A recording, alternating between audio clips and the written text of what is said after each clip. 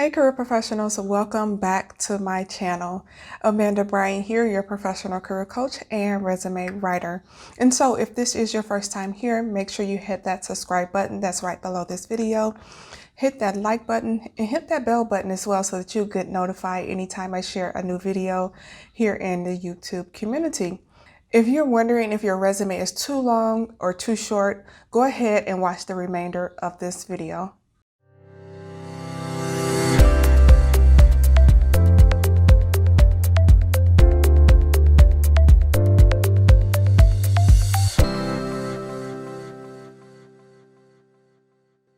One of the key things to remember is that the length of your resume grows with the amount of experience that you have. I'm working with someone right now who had some questions about her resume. She has over 25 years of experience in her current industry, and she was wondering if she should have 2 pages, 3 pages, or even more. So that's what I'm going to share with you in this video. If you have a lot of years of experience, more than 10 or 15 years of experience, you should have an additional page that talks about your accomplishments, your awards, certifications, and things like that. You should only be including those certifications that apply to the position that you're applying for. And if you want to know how to make your resume shorter, you can check out my video titled "My Resume is 2 Pages in Order to Make Your Resume Shorter." I show you in that video what things you can remove from your resume in order to make it shorter, and whether or not you should remove those things from your resume.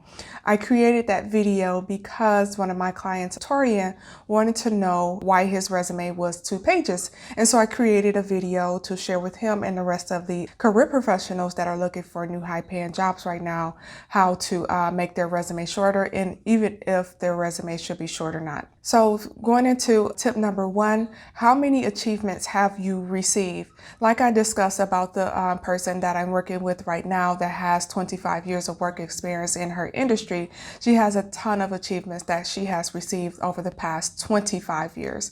And so if you have more than 10 to 15 years of experience worth of achievements, then you want to create an additional page that displays your top accomplishments. This is a great page to attach to your job application as supplemental information, and also to take to your interview as well, that you can refer back and forth as you have a genuine conversation with a recruiter or hiring manager in person or over the phone. In tip number 2, I'm going to talk about entry-level candidates. And so if you don't have any experience in your industry, either because you're a recent graduate or you're looking to change careers and go into a completely new career, then you want to pay attention to what I'm going to share with you in tip number 2. And so in tip number 2, if you don't have any experience in that industry, you want to make sure that you focus on your transferable skills, those things that transfer over into the new industry. If you don't have any experience in your new industry, you're changing careers, or if you are a recent graduate, your resume should not be more than 1 page. It should only be 1 page of information. Mainly because most of your experience is in a totally different industry, or you don't have any experience in that industry at all because you are a recent graduate.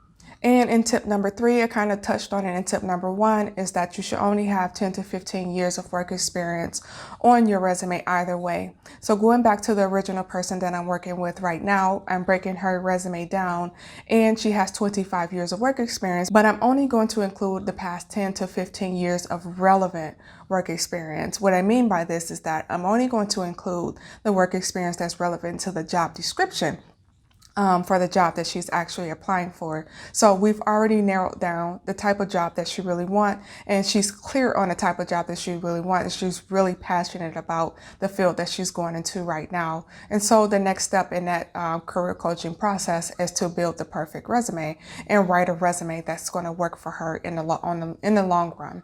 And so in order to do that, we have to have a job description from week number 1 in the coaching program. After she got clear on the type of job that she wanted, she identified the company and also the specific job description and job title. We are now moving on to her resume and writing her resume and tailoring it to that specific job description. It makes it easier to narrow down the relevant information from her resume in order to get the point across that she actually is a good fit for the new industry, although she doesn't have any experience other than transferable skills. So in tip number 4, you want to make sure that you're not deleting relevant accomplishments.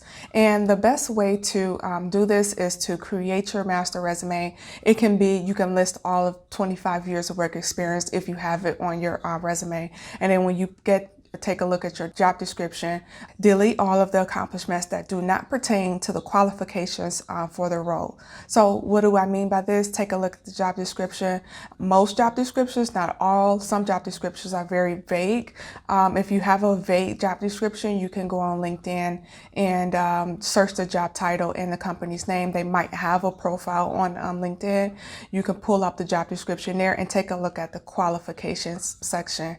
And in that qualifications section, it will tell you exactly what they're looking for in a job candidate. It might be a degree, it might be preferred or required.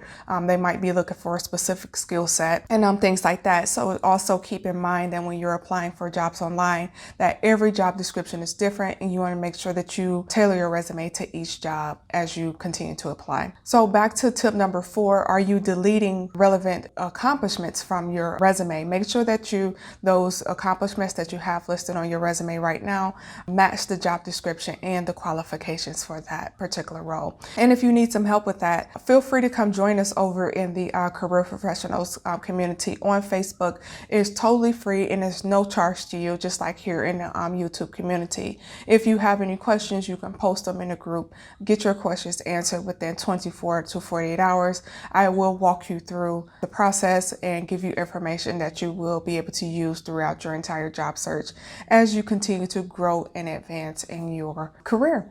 You will leave the entire process knowing how to rewrite a resume, and you will have all the tips and skills and tricks and everything that you need from me in order to maintain your resume as you continue to move forwards as well. And so if you haven't joined us in the private Facebook group on Facebook, I want you to make sure that you click that link down in the comments below under ABcareerMatch Insider Circle. If you haven't subscribed to the channel yet, make sure that you do, because I will be sharing free content with you here and to answer your questions about how to get a new high-paying job, especially during this trying time right now. So I will be continue to upload videos here consistently as long as you guys do subscribe. And so I will share a new video here every Friday.